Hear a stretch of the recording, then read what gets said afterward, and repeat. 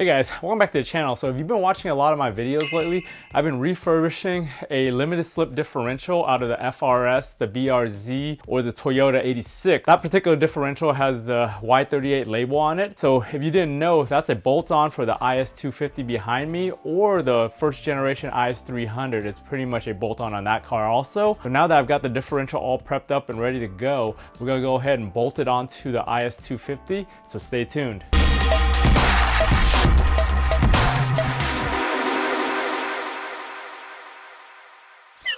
So here's that BRZ Y38 differential right here that's refurbished with all the brand new seals. I've took off the back cover, resealed that with new form in place gasket. I replaced the breather here that was bent up and broken when I got it from the junkyard, and I pretty much cleaned everything up. I replaced that seal back here on that last video I had. So everything's ready to go on this thing. All I have to do is drop the differential out of the car so we can go ahead and put this in. Since the differential bushings on here were in good condition as well as on my car, I'm not gonna touch that on this upgrade. I might do that on the IS300 eventually one of these days when I drop that differential to refurb it, change the seals and clean that thing all up. But for this video, we're just gonna bolt off and bolt the new one on. So obviously you guys can see I've got my car on a lift here in my garage. This is probably not the convenience that you guys are gonna have when you're doing this project, but everything I do, you should be able to do on the ground with jack stands as long as you get the car high enough. If you guys haven't seen my video of installing this lift right here in my garage, I've got several videos of me finding that on Facebook Marketplace and installing it here in my garage if you want to check those out. So as you can see, we're under the car right now and we want to go ahead and drop the differential right here. It looks pretty easy to drop, but on the 2IS, the easiest way to do that is to remove the exhaust here. So that way we have clearance to drop this whole thing. We have to remove these two arms on both sides right there. That way we can lower the differential down. Once you're able to lower the differential down, you could get the axles, they're gonna drop down with it. And once they get down to a certain point, you could pry those things out pretty easily and just drop the whole thing out. That way you don't have to disconnect the axles from the hub and mess with any of the suspension to get it out. That's the easiest way to do it. The rest of it is just unbolting these two bolts right here that hold it to the subframe.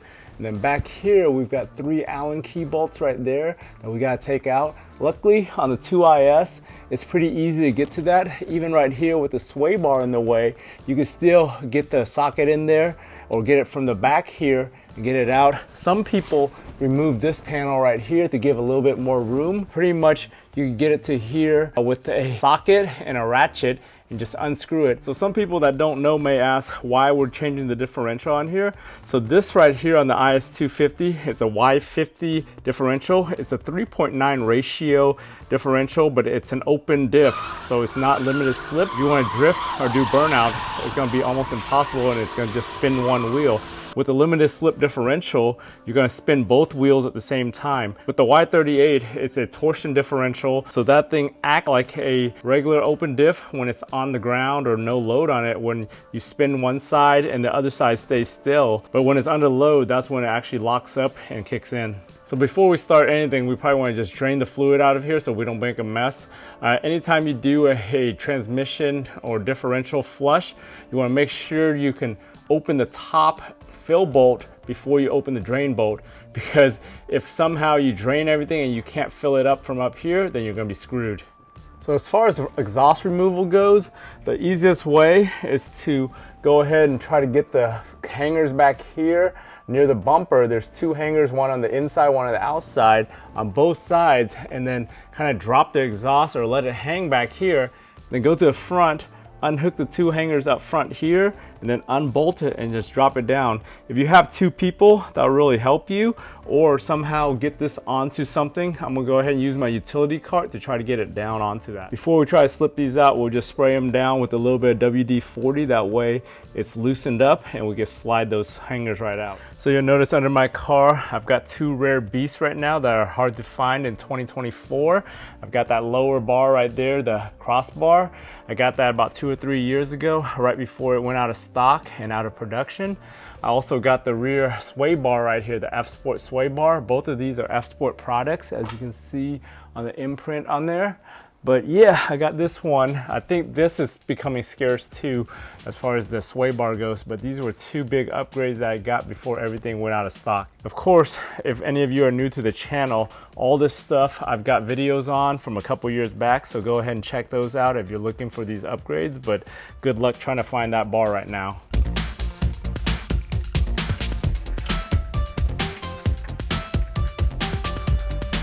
This is with 110,000 miles worth of driving and 16 years, whatever that's stuck on this magnet right here. We'll go ahead and just wipe that off to see how much of it. Yeah, that thing is, that's all the shavings and everything on this thing since it was brand new. And that's what the drain bolt looks like when it's clean with nothing on it. And that's all the original shavings and everything that this thing's collected since it was brand new.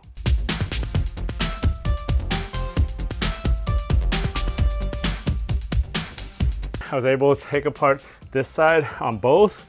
I left the one hanger here just to hold it back, and I dropped those two. So now I'm gonna take the two bolts out, put my cart underneath here so I could lower it onto the cart slowly, and then just push this thing out of the way.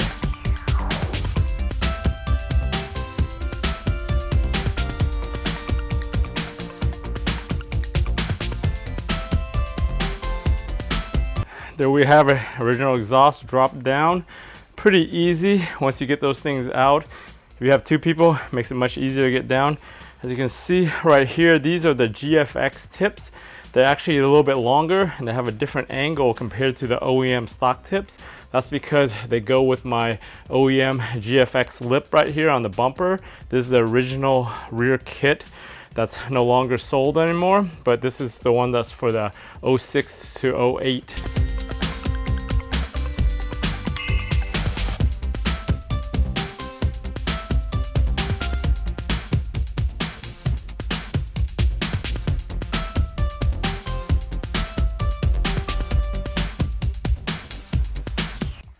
All right, a little bit of update. So we took apart all the front drive shaft right there, the bolts for the 4. I went ahead, took 2 of the 3 bolts back here off just to make sure I have these all loosened. I have 1 in there right now. In order to get that lower bolt right here, I actually had to loosen the sway bar a little bit just to get some clearance so I could fit and get that thing out right here. But other than that, that's really the only thing you need to do. There's plenty of room on the 2IS. On the IS300, on the other hand, you have very little space to work with back here. But with this thing, it's much easier on this car. So now that I've got pretty much everything prepped with those 2 bars that I took out and everything, this thing's pretty much ready to come down. I just need to get my cart over here, get a jack, and then hold it with the jack, and then just lower it onto the jack, and then pry those axles out. All right, the next step we're gonna do is go ahead and try to jack this thing up onto the cart here, and then loosen the 2 19 millimeters to take this thing down.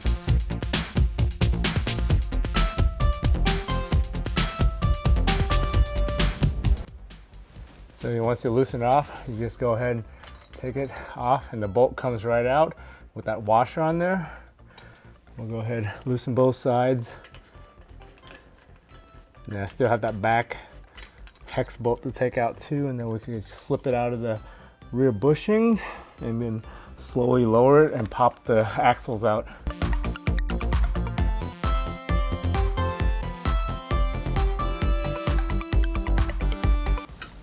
Once you get this bolt out, it's pretty much loose, and we want to wiggle it forward a little bit just to get it out of the bushing so we don't tear the bushings, and then we're going to lower it down. Yeah, once we loosen it, it's still being held on by the drive axle up front and then back here, so I'm going to have to kind of break the drive axle loose a little bit right now.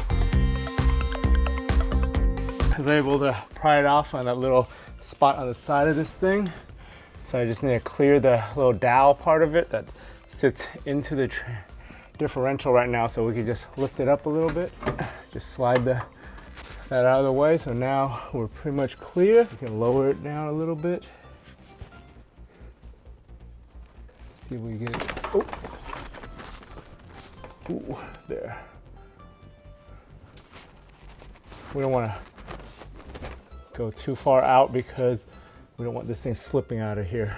so I need to get a better position onto the jack right now.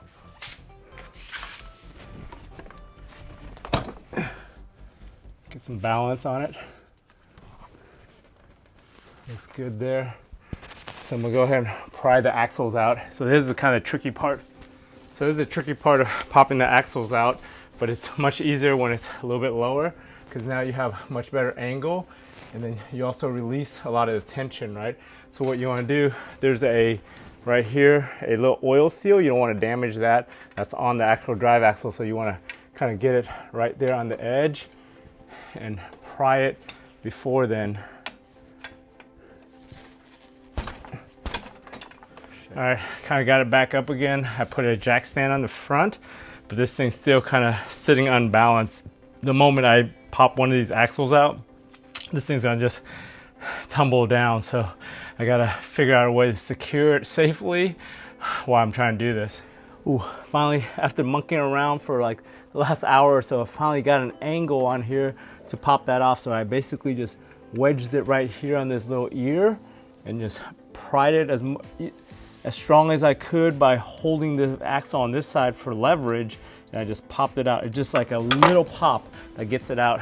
So at least I got this side. The other side is gonna be a little bit harder because the ear is not as pronounced and you can't get as good of a leverage. I might have to put a block or something on the other side to try to pop that out.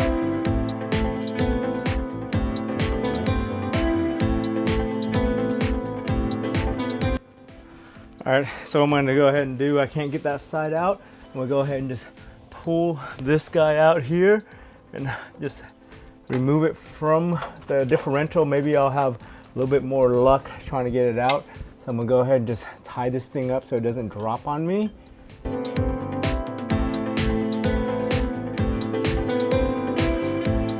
We've kind of got it all lowered down right now. Sitting here, I just gotta be able to pop that stinking axle out right now.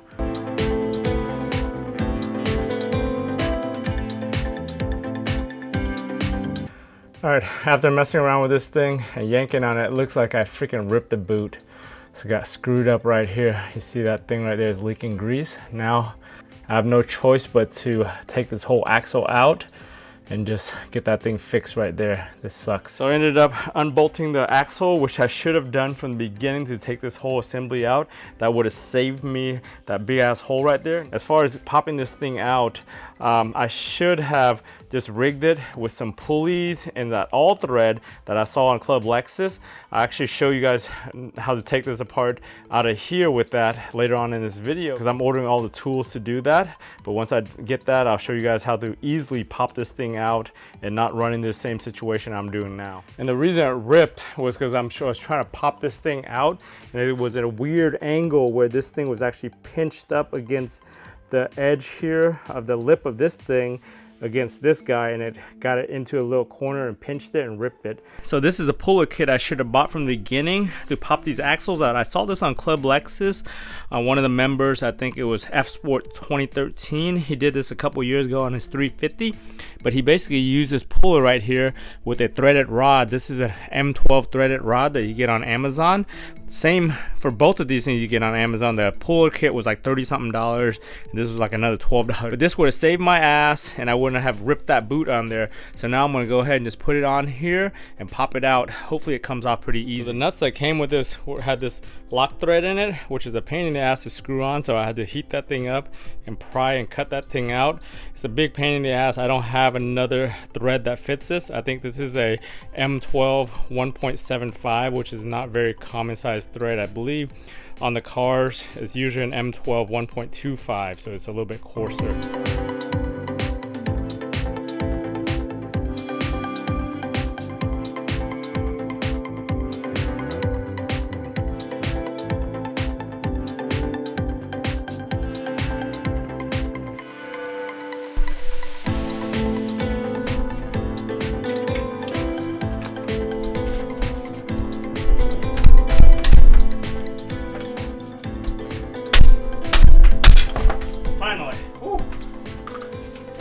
Wedge that block in here just to get that out. Finally, I couldn't get that thing out, so I had to wedge this thing right there, put a little bit of pressure on it, and then pry the other side, but it's finally popping out. That took a pain in the ass. So I've got the new differential ready to go. I got that boot right there rebuilt. I did that boot on a separate video just to teach everybody. If you guys want to see how I really did that, check out that second video I'm gonna release later. But in the meantime, I've got all the axles back in. Everything's kind of screwed together and hung by bungee cords right now. We'll go ahead, get this in, stub those axles in there, and then try to raise it back up and get it back in there.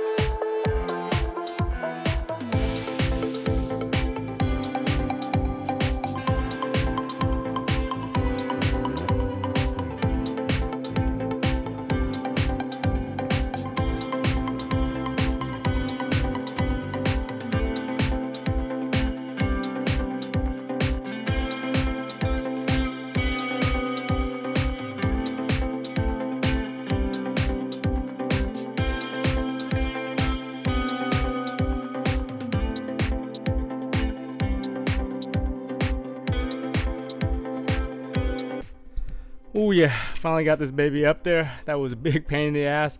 That damn differential fell off on me once, and one of the axles on this side popped back out because I didn't have it all the way in and clipped in yet. I ended up having to put that clamp on that I used to pop it off to actually tap it back in so it snaps in. So everything's back in, got everything bolted up. I'll go ahead and torque everything down. I'll list the torque values on the screen as I'm doing it.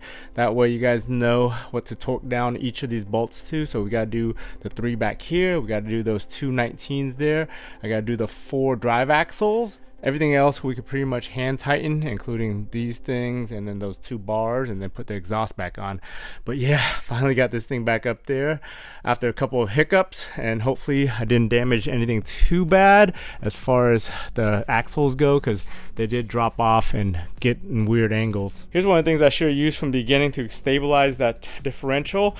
Actually, you should use this to actually hold up the tail end of it. That way it balances better and doesn't tip off and fall off like I did on me on this jack. So we got to torque everything back to specs. So like I said earlier, I'm gonna put the torque specs on the screen, but if you need to know, the main bolts back there, those are going to be 70 foot-pounds. The ones back here are 105, and in the factory service manual, those are supposed to be one-time use bolts, probably because of the stretch, and these bolts actually come with like a factory Loctite on them. But again, you know, nobody ever replaces those or use them one time, they always reuse them. Same with these bolts back here, those are supposed to be one-time use because they come with a factory Loctite on them, but those right there are supposed to be 54 foot-pounds torqued down right here. As far as other torque settings that you may want to torque down, the drain plugs and the fill plug, those torque settings are going to be 39 foot-pounds, and then those 2 bars that we took apart over here, those were 37 foot-pounds.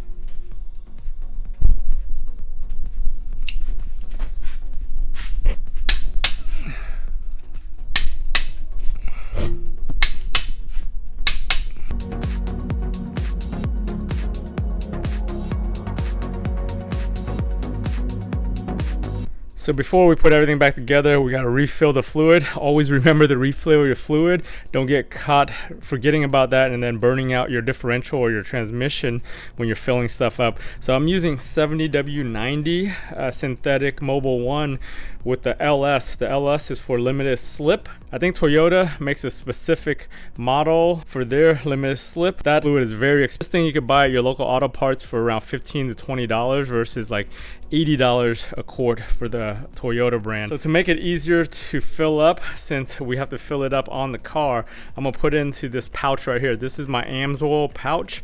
I saved them for my last manual transmission swap. And I'm gonna go ahead and just put it in here so we can actually fill it up easier. So I filled up one right here, just ended up pouring it out in a funnel. Just in case you needed to know, the differential uses about 1.5 quarts. So I'm gonna go ahead and just fill up the 1 quart and then fill up about half of it and then see how much I can fill up before it starts overflowing. And because I don't want to pour the second content all the way into here, just because I didn't want to mix the bags.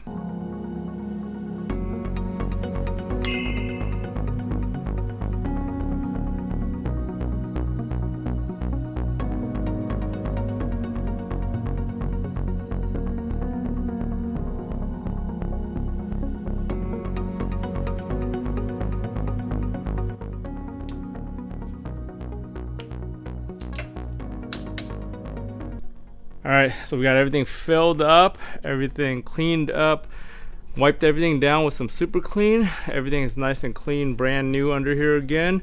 We'll go ahead, lower this thing down and go take it for a test drive off camera. Hey guys, thanks for joining all the way to the end of this video. As you can see, changing out this differential was a big pain in the ass. It was a lot harder than it looked on all the videos and everything I've seen online, but we finally got it done. All of you that stayed to the end of this video, I'm gonna do a special giveaway for 2 winners today.